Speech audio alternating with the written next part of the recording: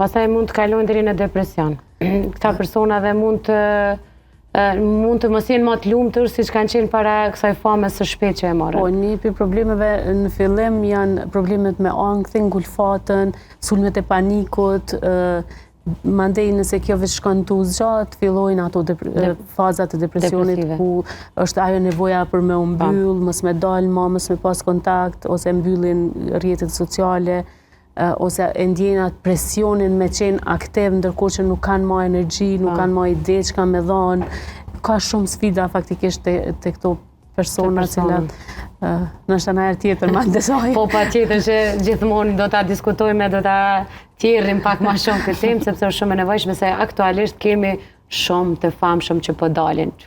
Cik furda, gjithka. Varet edhe se si është frëgjanë, sepse kemi raste kur kjo fama e shpejt për cilën ju falët. Ata të famshëm të shpejt mendojnë që tash e kanë arrit kulmin edhe s'ka nevojë më për asgjë, as për askënd, sepse të tjerë do të vinë drejt atyre. Ky është gabimi më i madh besoj që një person publik mund ta bëj, duke menduar që tash është i paarritshëm, i paprekshëm dhe krejt njerëzit do të më pas për atë. E rritet mendja. Po, në fakt unë mendoj që është e kundërta, pikërisht kur je person publik duhesh me qenë më i afër, duhesh me u konsideru ose të paktën me u mundu me qenë i barabartë me të tjerët, edhe nuk ka kur gjë keq edhe ti me ju afru një njeriu të thjesht me përshëndet. Pse me prit gjithmonë prej palës kundër. Mendoj që bashkë pikërisht këtu treguohet njerëzilloku jon. Momentin që ne i kemi mri majat e suksesit, jemi persona publik, aty e shohim sakt, do me thënë njerëzillokun e një personi edhe kush jemi na. Kështu që është mirë mos me dalë prej kësaj, pavarësisht kulminacionit të famës. Unë shumë shpesh e tham këto në mohabet me shoqëni që i kishra fama kres, nemne ma e madhe mos ka ku me shku, s'ka ma këtë se me tra fama në kry. Të rritet mendja pak.